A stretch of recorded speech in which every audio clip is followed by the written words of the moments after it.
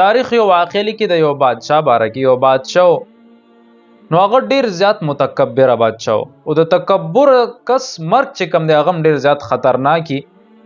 نو وی دی چې کله وته نو یو جوړه وروړه دا مینه د خوخه بل وروړه دا مینه د خوخه ټولو کې قیمتي جوړه وروړه چې داسې جوړه دی چام نه بس رعایه ولا بندوبس کو وزرا ولا راوړه چې کله تلو وی سورلې نه خوخه د ټولو کې اعلی سورلې باندې چې کله سور شونو دی راوان نو داس یو پوله راغه پاغه پوله ورته یو غریب سړی وړاندې ودرېو د دې اس لګامې اونیوه ورته باچا سلامت کار مې دی د سره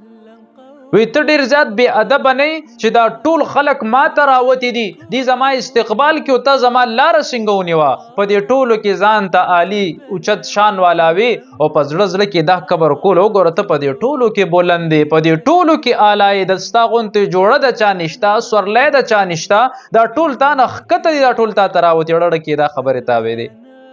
نو ورته باچا سلامت ضروري خو بیا راشه بیا به راته خبره وکړي وی نه باچا سلامت دا خبره ډیره ضروري ده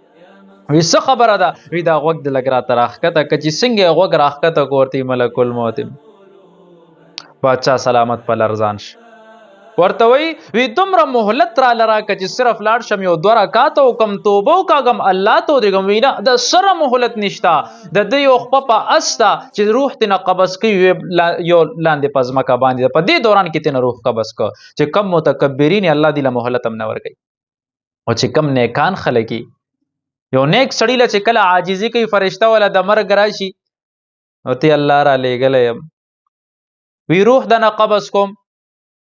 وی زه تیار یم روح رانه قبض کا وی تیاری وی ښځه وی الله ما ته ویلي دي وی چې دې بنده ته تپوس وکړه څنګه حالت کې مرګ خوښې چې څنګه حالت کې ته دا اختیار الله را کړی دی نو نیک بنده چې کله نیک نو الله په سجده کې خوښوم په سجدې ته چې لاړ شي نو رسول الله مبارک ټولو کې بهترین ځای چې کم دی الله ته خوښ دی هغه سجده ده او په سجده کې مرګ دی نو الله غله مهلت ورکړي خو چې کم متکبر سړی نو د الله هم نه دی خوښ او د الله دشمن دی